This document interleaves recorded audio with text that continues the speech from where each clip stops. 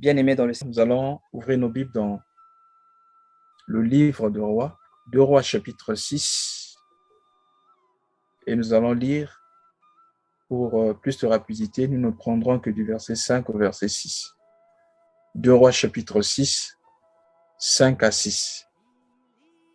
Et comme l'un d'eux abattait une poutre, le fer tomba dans l'eau. Il s'écria: « Ah, mon Seigneur, il était emprunté. » L'homme de Dieu lui dit: « Où est-il tombé ?» Et il lui montra la place. Élisée coupa un morceau de bois, le jeta à la même place et fit surnager le fer. Puis il dit: « Enlève-le. » Et il avança la main et le prit.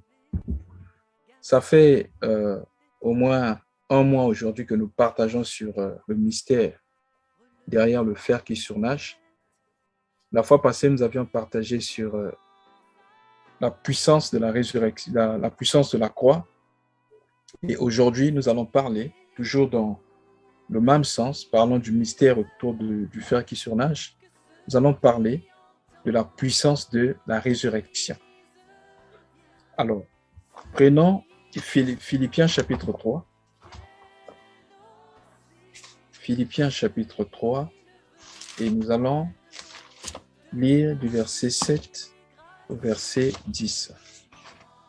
Philippiens chapitre 3, 7 à 10. Il est écrit: « Mais ces choses qui étaient pour moi des gains, je les ai regardées comme une perte à cause de Christ. Et même je regarde toutes choses comme une perte à cause de l'excellence de la connaissance de Jésus-Christ, mon Seigneur, pour lequel j'ai renoncé à tout, et je les regarde comme de la boue, afin de gagner Christ, et d'être trouvé en lui, non avec ma justice, celle qui vient de la loi, mais avec celle qui s'obtient par la foi en Christ, la justice qui vient de Dieu par la foi, afin de connaître Christ et la puissance de la résurrection et la communion de ses souffrances, en devenant conforme à lui dans sa mort. » J'ajoute le verset 11, « pour parvenir, si je puis, à la résurrection d'entre les morts. » Le bien-aimé, pour ceux qui nous ont rejoints aujourd'hui, nous avions, parlant de l'histoire du fer qui surnage, nous avons touché plusieurs points. Nous avons parlé du service. Nous avions dit que le travail dans l'unité, un travail fait dans l'unité, c'est un travail qui réussit. Deuxièmement, nous avions dit que pour faire quelque chose, nous devons recevoir l'approbation de Dieu. Troisièmement, il ne suffit pas seulement de recevoir l'approbation de Dieu, mais nous devons aussi recevoir le modèle de Dieu. Quatrièmement, pas seulement le modèle de Dieu, mais il faut aussi que nous travaillions avec Dieu. On ne peut pas travailler sans Dieu. La Bible dit: « Avec Dieu, nous ferons des exploits. Sans Dieu, nous connaîtrons des échecs. » Donc, Dieu doit nous accompagner dans ce que nous faisons. Ensuite, nous avons parlé de la nouvelle naissance. Nous avons dit que le fer qui tombe et qui sort de l'eau, c'est l'image de la nouvelle naissance. C'est la mort et la résurrection. Nous avons aussi parlé, je pense bien, si je ne me trompe pas, de l'enlèvement de l'Église. Par rapport à ce texte, nous avions dit aussi, la fois passée, parlant de la puissance de la croix, nous avions dit que pour faire surnager le fer, Élisée devait jeter un morceau de bois à l'endroit où le fer était tombé pour faire surnager le fer. Et nous avions dit que ce morceau de bois, c'est l'image de la croix. C'est la croix qui nous a donné la puissance sur Satan et ses démons, qui nous a donné la puissance sur la puissance du monde pour dominer et surmonter, bien aimé, le système du siècle présent. Et aujourd'hui, comme je l'ai dit, nous allons partager sur la puissance de la résurrection. Et c'est ce que Paul dit ici, qu'il a considéré toutes choses comme de la boue. Il considère toutes choses comme une perte afin de gagner Christ, afin de connaître Christ. Et il dit, afin de connaître la puissance de sa résurrection, et si Dieu le veut, qu'il parvienne jusqu'à la résurrection des morts. Frère, c'est quoi la résurrection? C'est le fait de quitter la mort pour revivre. Mais on ne peut parler de la résurrection seulement lorsque une mort est constatée. Sans la mort, il n'y a pas de résurrection. Donc, pour ressusciter, il faut commencer par mourir. Et la Bible dit ceci, dans Colossiens chapitre 3, du verset 1er jusqu'au verset 4, que si vous êtes ressuscité avec Christ, alors cherchez les choses qui sont en haut et non celles qui sont sur la terre. Aspirez aux choses d'en haut et non à celles qui sont sur la terre. Car votre vie sur terre, elle est morte. Mais votre nouvelle vie se cache en Christ. C'est ça le mystère, frère. Voilà pourquoi les gens ont du mal quelquefois à comprendre, bien aimé, les écrits de la Bible parce que nous voulons lire la Bible en français, en hébreu ou en anglais. Frère, la Bible est écrite en esprit. Si tu veux comprendre la Bible, il faut la lire en esprit. Si tu essaies de lire avec, bien aimé, ton jugement, le jugement de la mathématique, ton jugement du français, de la conjugaison ou encore des mathématiques, frère, tu vas te perdre. Je veux donner un exemple.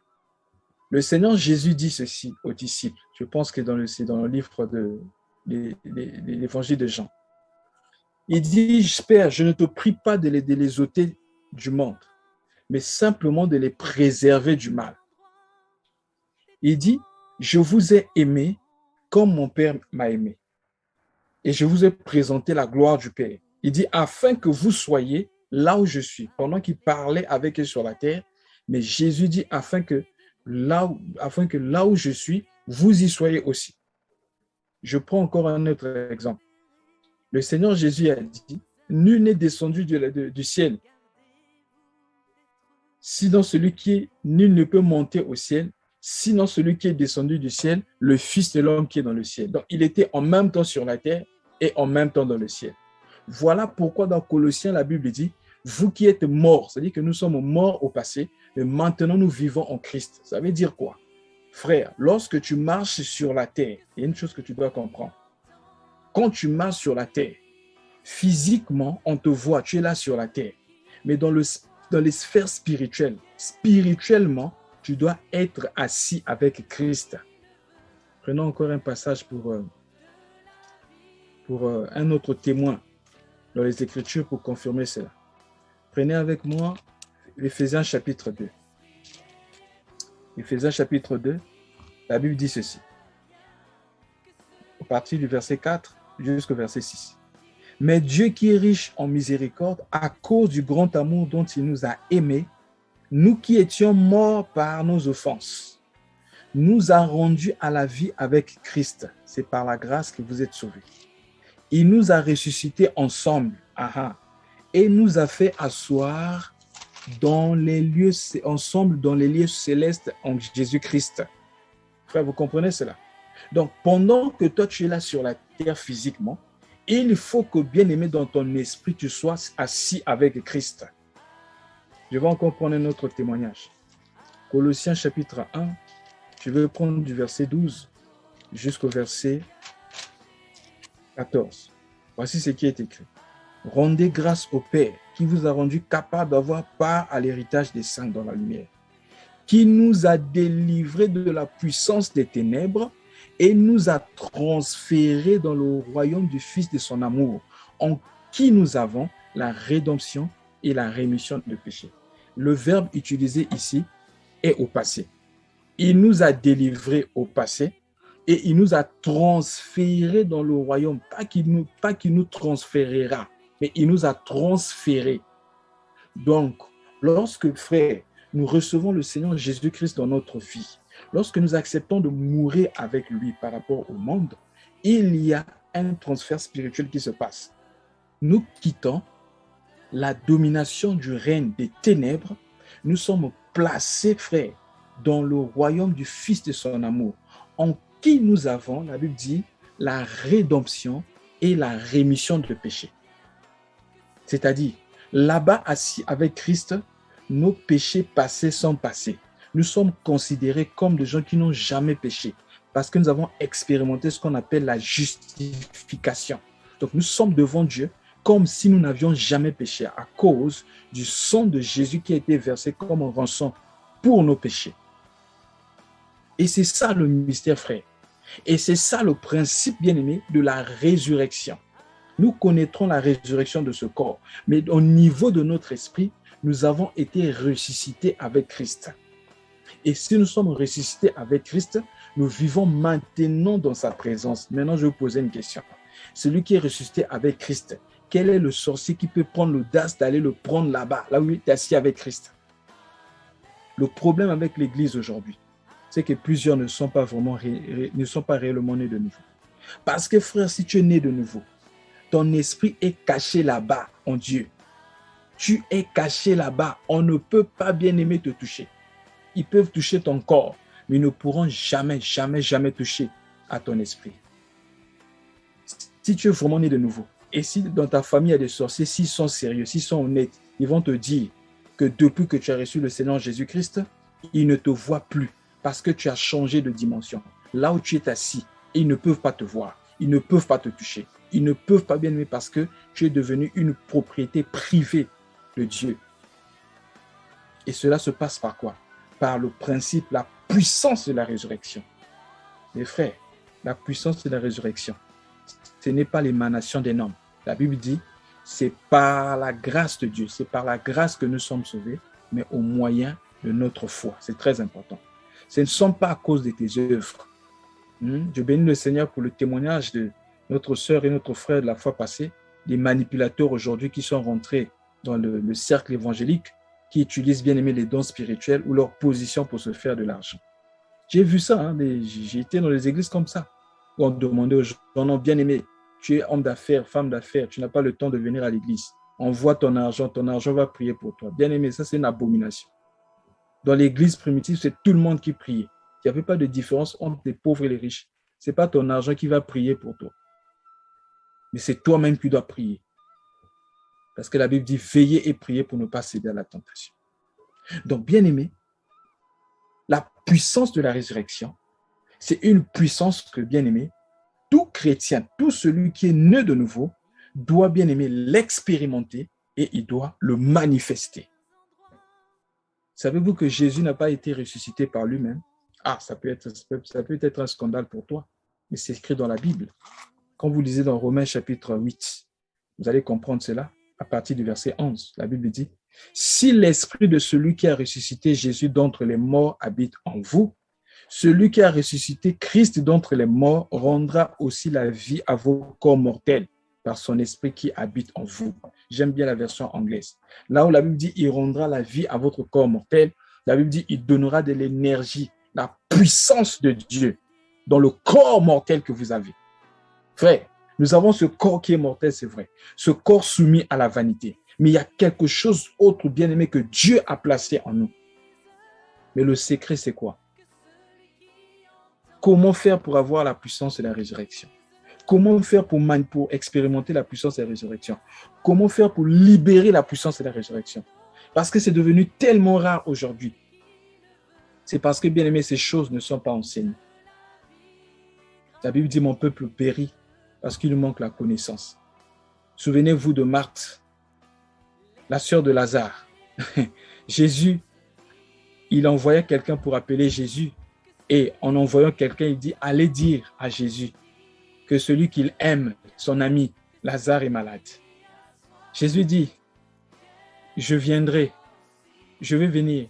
Mais il resta 2 jours expressément parce que Lazare était encore en train de se battre. Frère, Dieu intervient dans notre vie lorsque nous sommes morts. Lorsque, frère, il n'y a plus de force. Quelquefois, nous crions à Dieu. Quelquefois, nous prions. Dieu n'intervient pas parce que nous sommes encore forts. Parce que nous avons encore plusieurs options. Si tu as encore plusieurs options, si tu as encore les options, Dieu ne va pas intervenir. Dieu veut qu'il soit l'option unique. C'est lorsqu'il sera l'option unique que, bien aimé dans le Seigneur, il va intervenir. Parce que lui ne donne pas sa gloire à un homme. Souvenez-vous de la femme à la perte de sang. La Bible dit qu'elle avait beaucoup d'argent et elle avait tout dépensé auprès des médecins. C'est lorsqu'elle n'avait plus rien. Il y a des gens comme ça. Oh, moi j'ai mon argent. Si je suis malade, je peux aller à je peux voir n'importe quel spécialiste. Mon argent est là, j'ai l'assurance médicale en tout cas. Je suis assuré, je peux en tout cas voir n'importe quel médecin. Frère, je vais te dire une chose. Sache que le médecin soigne, mais la guérison ne vient que de Dieu. Mais c'est lorsque tu vas comprendre que c'est Dieu qui est la source du salut, c'est Dieu qui est ton rocher, c'est Dieu qui est ta solution, que bien-aimé Dieu va intervenir. Quelquefois, Dieu attend bien-aimé que toi tu lâches. Vous savez, c'est lorsque tu meurs que tu cesses de combattre, tu cesses de te battre. C'est là maintenant que Dieu va rentrer en action. Mais si tu as encore des options, si tu as encore la force d'agir, si tu as encore bien-aimé des appuis, si tu as encore des poteaux, Dieu va te regarder. Vous savez pourquoi? De peur que tu dises que si j'ai eu la solution à tel ou tel problème, c'est à cause d'un tel. C'est parce que j'ai un tel, parce qu'un tel avait agi. Alors Dieu te regarde. Lazare était en train de se battre avec la maladie. Jésus a dit non, si je viens maintenant, cette gloire-là sera une gloire minime. Et moi, je vais venir pour le ressusciter. Et il est venu, frère, 4 jours après. 4 jours après que Lazare soit mort. Et la Bible dit, quand elle arrive, la sœur de Lazare va dire, oh Seigneur, si tu étais ici, peut-être que mon frère ne serait pas mort. Mais il dit, maintenant je crois que tout ce que tu demandes à Dieu, Dieu te le donnera. Lisons un peu ça, ce n'est pas notre sujet, mais je crois qu'on doit lire ça. Regardez.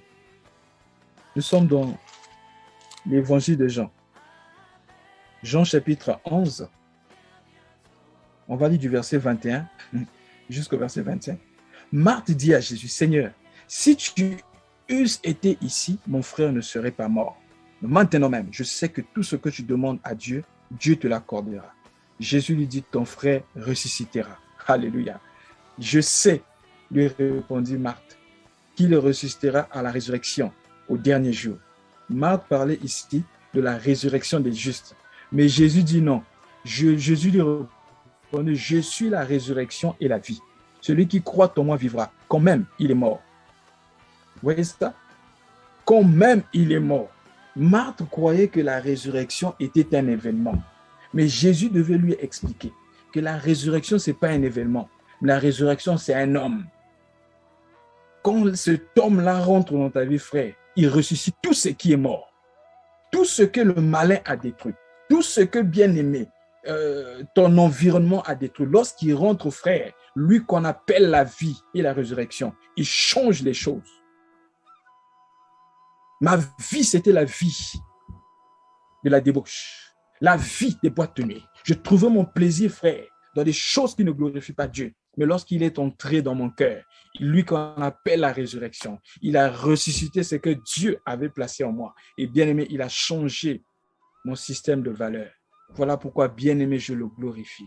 Je ne vous parle pas d'une histoire de quelqu'un, je vous parle de moi. Je sais ce dont il est capable de faire. 2006-2007, j'avais une maladie, frère. Seule ma fiancée était au courant de ça. J'avais mal au niveau de la colonne vertébrale vers le bas. Frère, j'ai pris des médicaments. Je maigrissais, j'avais mal, je souffrais. Mais en dehors de ça, je priais pour les autres, je priais pour les malades étaient guéris. Mais moi-même, je n'étais pas guéri. Mais ce jour, je dis, Seigneur, je m'abandonne sur ton autel, je ne prierai plus pour cette situation. Et un jour, je fais un son dans lequel, c'est comme je passais, j'étais sur une table d'opération. C'est comme si les anges étaient en train de m'opérer. C'est depuis ce jour-là, frère, que j'ai expérimenté une guérison divine. La guérison, c'est une réalité. Et c'est Jésus qui guérit, frère. Le problème, c'est quoi?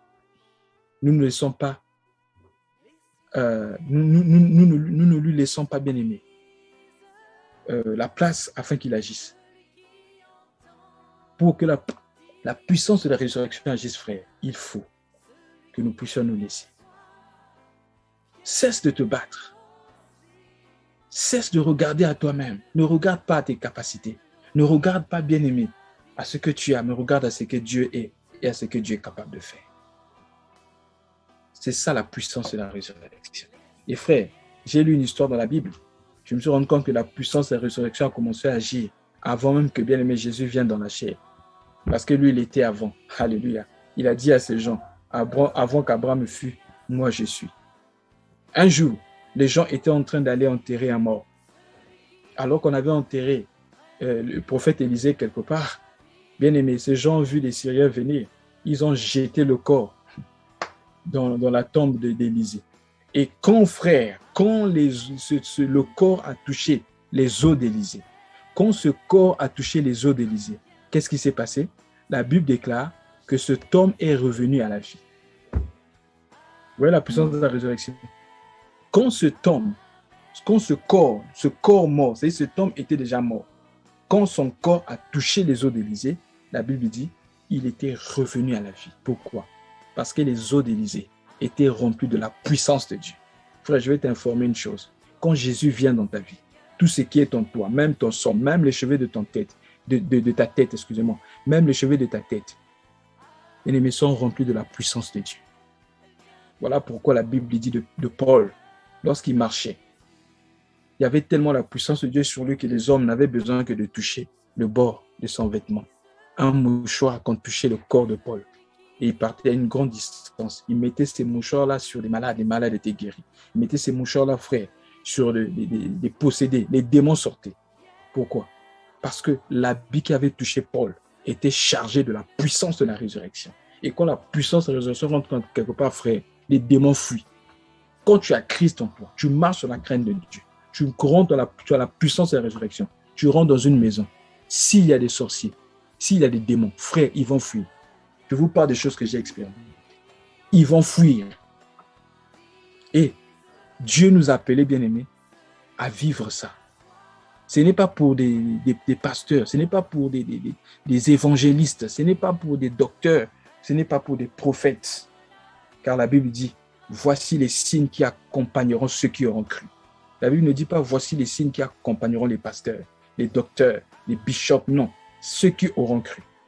Si tu as cru et que tu as reçu Christ dans ta vie, frère, tu vas expérimenter la puissance de la résurrection et, bien aimé, tu vas manifester la puissance de la résurrection. Parce que la parole de Dieu fait deux choses dans notre vie. Il est écrit dans Psaume chapitre 119. Ta parole est une lampe à mes pieds et une lumière sur mon sentier. Qu'est-ce que je veux dire? La lampe à mes pieds vient pour éclairer mes pieds, me conduire à la repentance afin que je change de vie.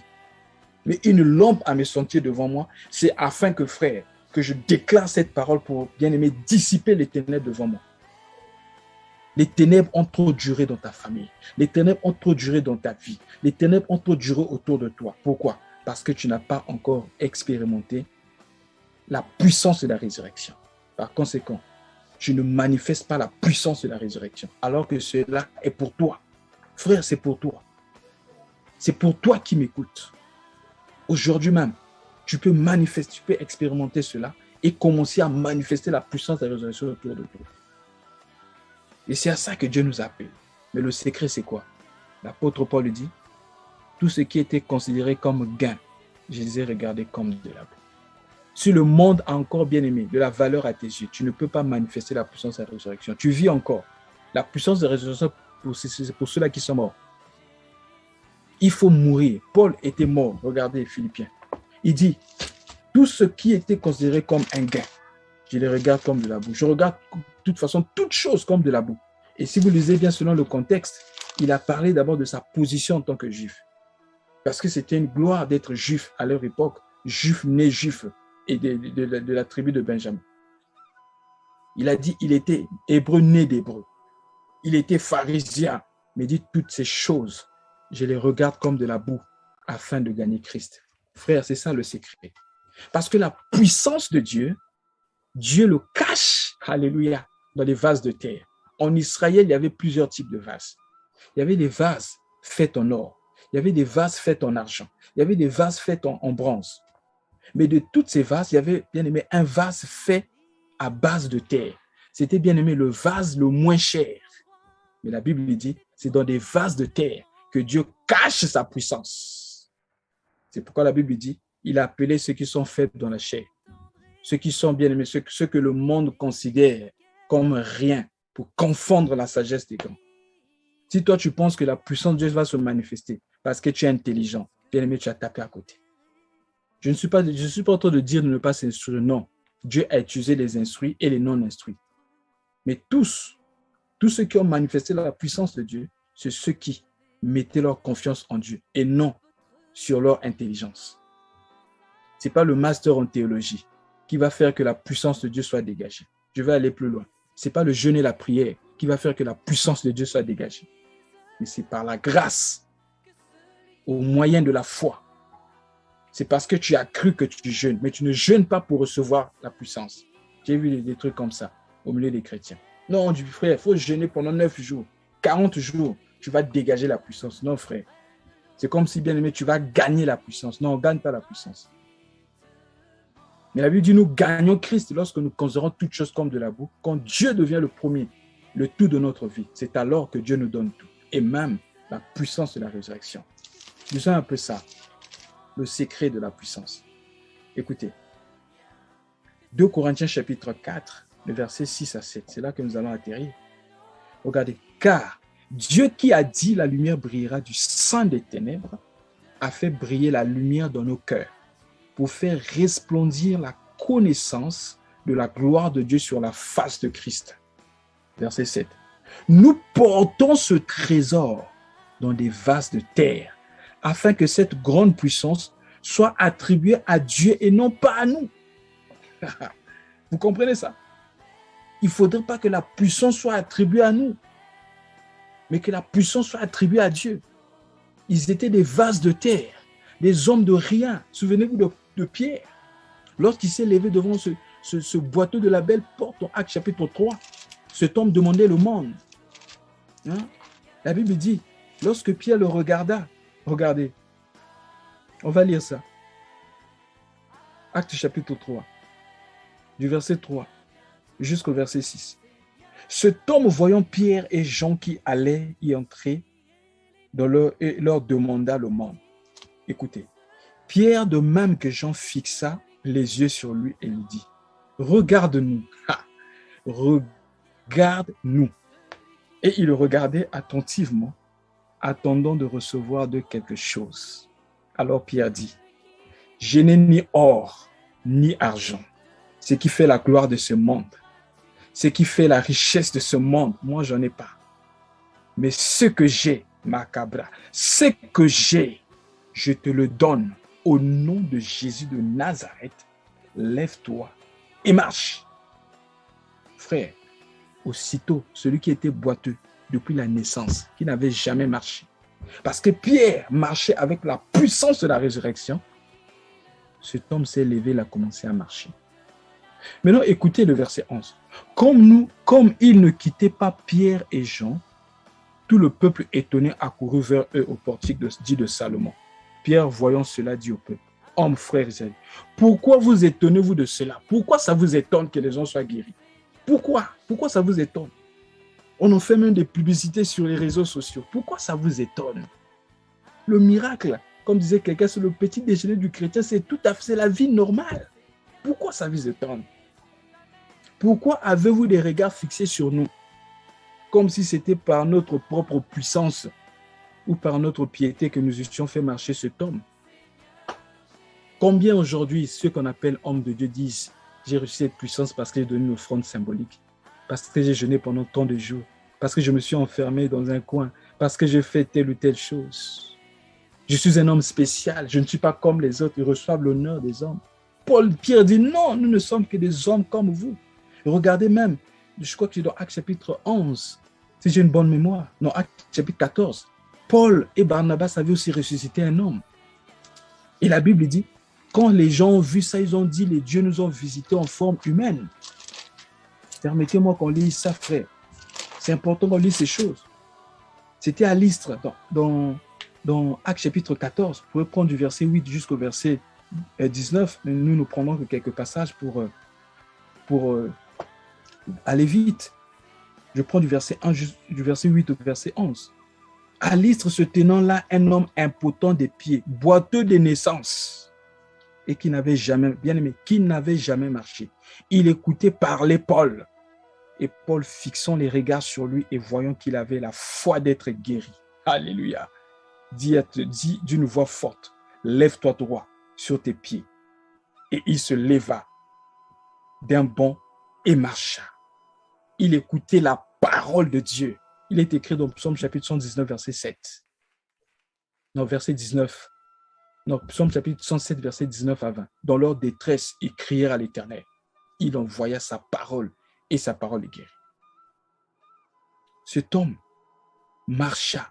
Maintenant, écoutez la réaction de la foule. À la vue de ce que Paul avait fait, la foule éleva la voix et dit en langue lycaonienne, « Les dieux nous ont visités sous forme humaine. » Frère, ils ont commencé à adorer Paul et Barnabas. Au verset 14, les apôtres Paul et Barnabas, ayant appris cela, ils déchirèrent leurs vêtements et se précipitèrent au milieu de la foule et s'écriant, « Ô hommes, pourquoi agissez-vous de la sorte? Nous aussi, nous sommes des hommes de la même nature que vous. » Mais les pseudo-prophètes aujourd'hui ne font pas ça. Ils sont adorés par les hommes. On les considère comme des dieux, ils reçoivent cet honneur. Mais les apôtres qui ont marché avec Jésus, qui avaient la puissance de la résurrection, ne pouvaient pas accepter la gloire qui doit revenir à Dieu. Voilà pourquoi ils ne parlaient pas de leurs exploits. Ils ne parlaient pas de leurs exploits. Parce qu'ils voulaient que la gloire revienne à Dieu. Parce qu'ils étaient des vases de terre. Et si tu veux que, bien-aimé, la puissance de Dieu, la puissance de la résurrection habite en toi, frère, sœur, sois un vase de terre. Ne cherche pas à te glorifier, même si Dieu t'utilise pour la résurrection des morts. N'utilise pas ce don pour en faire un commerce, pour faire de l'argent. Vous avez reçu gratuitement. Donnez aussi gratuitement. C'est pourquoi, frère, même dans ce groupe, on doit commencer à exposer, bien-aimés, des gens qui cherchent, qui demandent de l'argent, qui demandent des prières moyennant quelque chose. On doit exposer, bien-aimés, ces gens. Frère, si quelqu'un vous demande de l'argent pour une délivrance, il est plus envoûté que vous. Ce n'est pas normal. Jésus a dit, vous avez reçu gratuitement, vous devez donner aussi gratuitement. Il est temps que nous manifestions, frère, la puissance de la résurrection au milieu de nous. Nous sommes en fin d'année. Je prie, frère, avant même que cette année ne finisse, que tu commences à voir ces choses et que tu rentres dans l'année qui arrive, dans la puissance de la résurrection. Que le miracle soit normal pour toi. Parce que Christ est venu par miracle. Il est mort par miracle. Il est parti par miracle. Il est revenu par miracle. Il vit en nous par miracle. Donc nous devons manifester le miracle partout. Et le premier miracle, c'est le miracle de la conversion. Le changement de cœur, quitter le péché pour vivre la justice. Et ensuite, les autres miracles, guérison, enfantement, je ne sais pas, tout ce que vous voulez, tout ce que vous avez vu dans les Écritures. Et même ce que vous n'avez pas vu dans les Écritures, Christ est capable de le faire dans votre vie. Je prie que tout ce qui était mort en toi reprenne vie. Que tout ce qui est mort en toi, que Dieu avait placé, qui est resté à l'état embryonnaire, commence à connaître la maturité. Mais tout ce que Dieu n'a pas placé en toi, qui ont mené le désastre, que ce soit des liens de famille, que ce soit des liens que tu as reçus à cause de ton environnement, de ton quartier, de ta nation, ta ville, que ces choses-là te quittent maintenant, même alors que je prie. Au nom de Jésus, que tu sois libéré et que tu commences à marcher en nouveauté de vie, de victoire en victoire, dans la restauration, et que tu manifestes Dieu dans ton environnement. Qu'on sache, bien-aimé, sur ton passage, que celui en qui Dieu habite est passé par là. Car il est écrit que nous sommes le temple du Saint-Esprit. Ce ne sont pas, bien-aimés, des discours, mais c'est une réalité. Des réalités que nous devons vivre. Que Dieu vous bénisse. Amen.